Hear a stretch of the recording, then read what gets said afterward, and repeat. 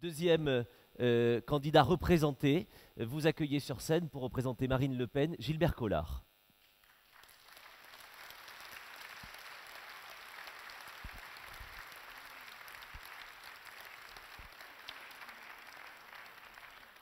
Gilbert Collard qui vient nous rejoindre ici au pupitre et qui va également répondre aux 5 propositions du pacte 2012 proposées par l'Institut pour la justice et peut-être ensuite à des questions de Xavier Bébin.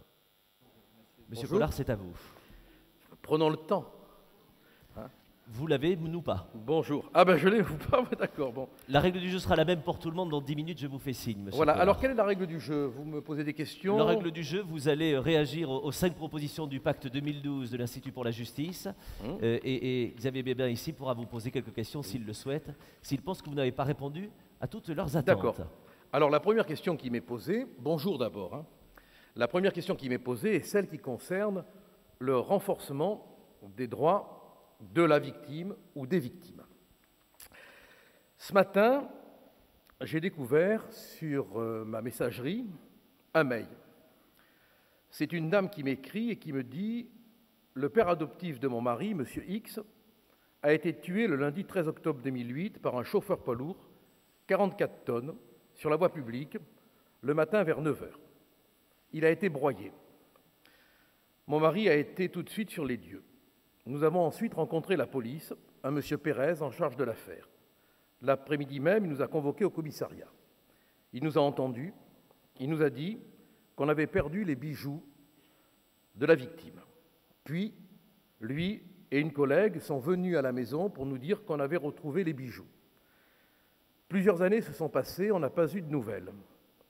On vient d'apprendre, en lisant le journal, que le procès avait eu lieu, que le coupable a été condamné à 1 an de prison avec sursis, 1 000 € d'amende. Nous l'avons appris par le journal, nous n'avons pas été convoqués. Que pouvons-nous faire?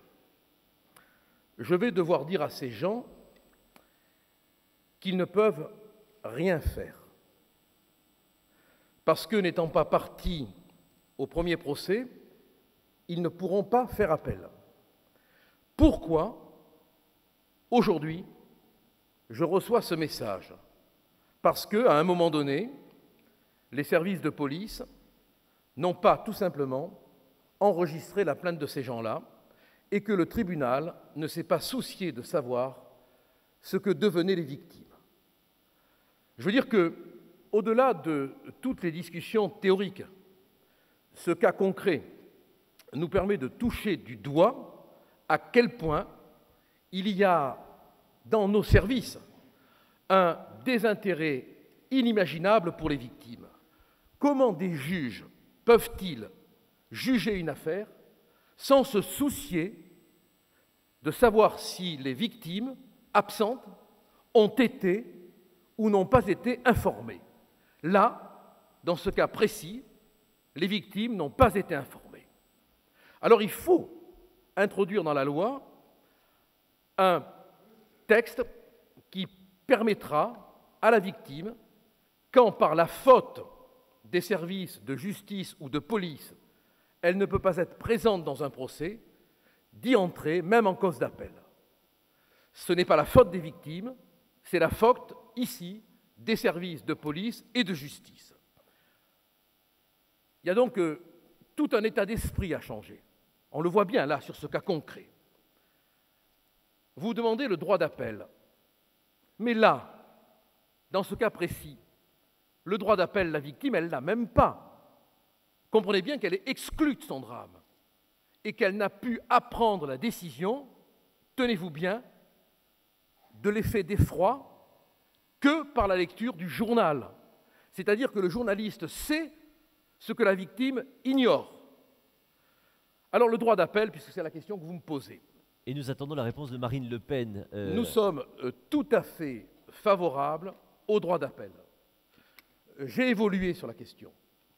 Dans un premier temps, je me disais, appuyé sur mon expérience, qu'il va y avoir une inflation des appels et qu'une solution intermédiaire serait possible, à savoir que le parquet, et ça me paraîtrait une solution de bon sens, devrait faire appel chaque fois que la sanction ne correspond pas à ce qu'il a demandé. comment comprendre qu'un procureur requiert 15 ans, qu'une cour d'assises condamne à 10 ans et qu'il ne fasse pas appel? Dans ce cas-là, il faudrait un appel obligatoire. Ensuite, je me suis demandé si on ne devrait pas avoir un moyen pour obliger le parquetier à justifier son refus de faire appel avec un recours devant le procureur général. Mais tout cela, finalement, c'est un moyen de renverser l'ordre des choses. Puisque l'accusé a le droit de faire appel, pourquoi la victime n'aurait-elle pas le droit de faire appel? Les appels excessifs peuvent être sanctionnés, comme vous le savez. Donc on a là une garantie qu'on n'aura pas des appels qui sont complètement incohérents. Mais je ne conçois pas qu'une famille détruite, meurtrie, n'ait pas le moyen de dire « je veux qu'un second juge se prononce sur l'affaire ». Quel argument peut-on opposer au droit pour la victime de faire appel? Une inflation de procès. Attendez, cet argument d'organisation ne me satisfait pas. Au nom de quoi, même au nom de l'économie, même au nom de la gestion, priverait-on la victime du droit d'obtenir un second procès? Dans une affaire qui a été jugée par la cour d'assises de Draguignan, un homme qui avait assassiné un autre homme avait été acquitté. Heureusement, le parquet a fait appel. Lors du premier procès, aucun témoin n'était venu. En appel à Draguignan, j'ai pu faire venir tous les témoins. Le même homme qui avait été acquitté a été condamné à 15 ans de prison. Que se serait-il passé si le parquet n'avait pas fait appel? Et que se serait-il passé si le parquet, ne faisant pas appel, la victime à son tour avait été démunie du moyen de faire juger une seconde fois l'affaire? Un assassin serait resté en liberté.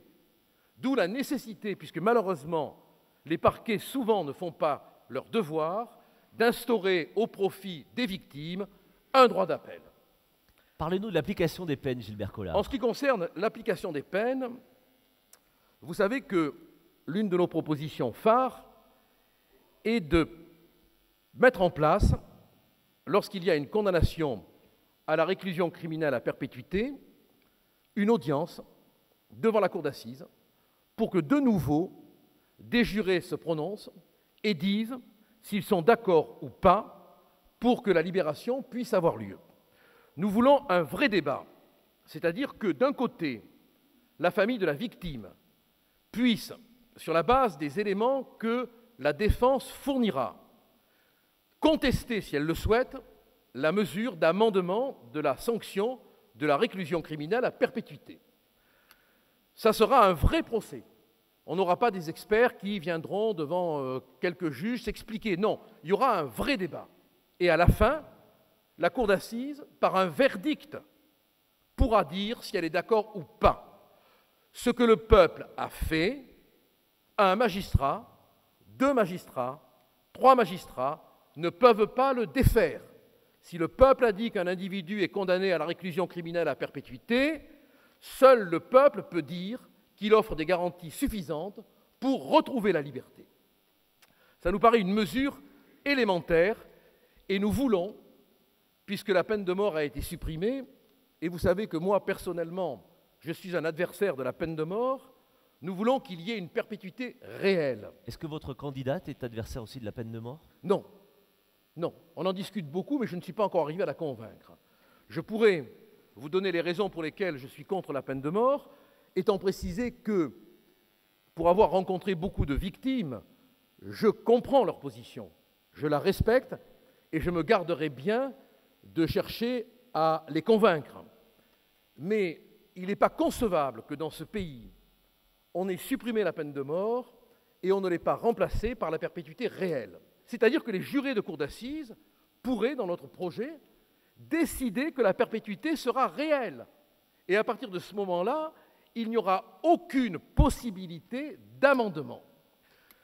Sur l'application des peines, Et je vous laisse les 3 dernières minutes, si vous Et voulez. vous me bousculez si je prends trop de temps. Hein. J'adore. Sur l'application des peines, on est absolument soucieux de donner à la victime tous les moyens que la défense peut avoir. Et notamment le droit de solliciter, pour sa part, des expertises complémentaires. Le droit de récuser des experts. Le droit d'enquêter pour savoir exactement ce qu'il en est de la réalité de la réinsertion supposée. Et là aussi, on veut un vrai débat, on veut un vrai procès et on veut une juridiction de juges et non pas de juges de l'application des peines. Eux, ils s'occupent du suivi de l'application de la peine. L'amendement ne peut intervenir qu'au terme d'un débat, d'une discussion où toutes les parties se font entendre et où la discussion doit être libre. Il n'est pas possible, vu ce qu'on voit, de s'en remettre simplement à des rapports d'expertise dont la victime ne peut jamais, par contradiction, apporter des compléments d'expertise ou des discussions sur l'expertise. En un mot, pour conclure, ce que nous voulons, c'est que la victime soit placée à tous les niveaux du procès, dans le même statut, sans aucune distinction que le mis en examen ou l'accusé, avec un droit d'information permanent. Je vous donne un exemple et je conclus. Vous savez que je m'occupe de la famille d'Abel Chenouf, ce militaire qui a été tué par un terroriste il y a quelques jours. Nous apprenons tout par le journal. Tout.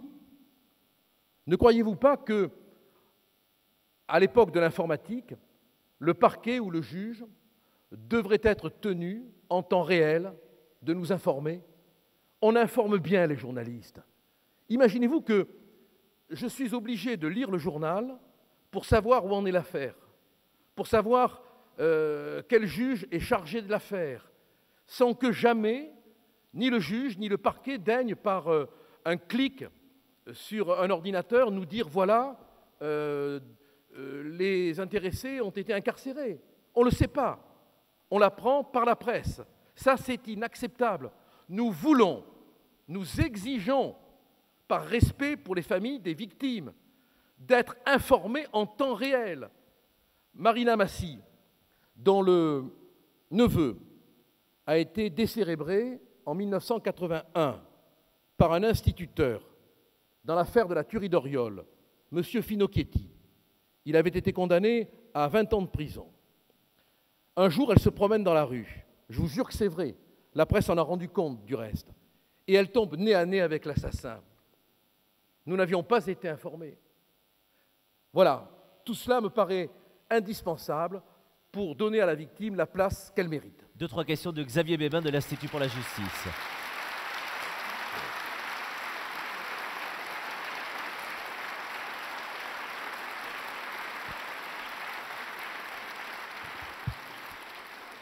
Merci Maître Collard. Une question. Est-ce qu'il y a dans le programme de Marine Le Pen quelque chose pour résoudre ce problème des vices de procédure qui peuvent amener, comme hier encore, des assassins présumés à être remis en liberté? Alors, on a appris hier qu'un assassin avait été remis en liberté à Pau parce que l'avocat, j'ai la dépêche sous les yeux, parce que l'avocat n'avait pas pu accéder à l'audience, ce qui est inacceptable, ce qui engage la responsabilité des magistrats. On aurait pu dire un mot sur la responsabilité des juges telle que nous la concevons, nous. Je préconise un seul cas de nullité, un seul, une violation de la procédure qui porterait atteinte à la vérité de l'enquête.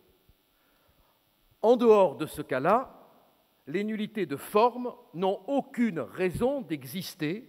C'est un juridisme démodé.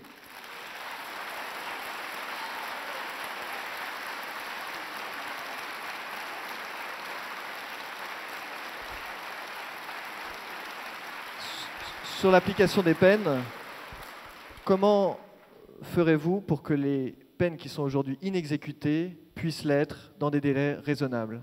Écoutez, d'abord, on n'ira pas faire la guerre en Libye. Hein.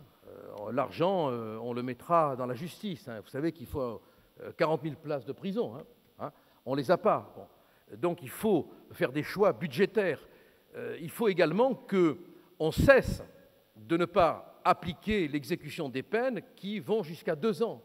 Cela crée un sentiment d'inefficacité de la justice qui est inconcevable. Et puis aussi, il faut quand même qu'on cesse de nous faire payer par le truchement du fonds de garantie la réparation des préjudices. Parce que quand le fonds de garantie paye à la place d'un délinquant, qui est-ce qui paye? C'est l'ensemble des citoyens. Alors il faudrait que le fonds de garantie se dote d'instruments d'enquête très performants pour savoir si le condamné a ou non les moyens de réparer. Et puis qu'on arrête aussi d'oser envoyer, comme ça a été le cas pour une victime que je connais, 2 €. Elle l'a vécu comme une humiliation. C'était la conductrice du bus dans lequel il y avait Mama Galedou qui a été brûlée vive. Bon, cette conductrice a été énormément perturbée par ce drame et un jour elle a reçu, venant de la prison, un chèque de 2 €. Bon, vous imaginez. Alors, je veux dire que je n'arrive pas à comprendre comment le fonctionnaire qui envoie ce chèque ne se pose pas la question de l'humiliation, quoi. Il y a donc tout un travail de formation. Et pour conclure, nous voulons que les juges soient responsables. Nous voulons leur appliquer le corps jurisprudentiel qu'ils ont élaboré pour les avocats.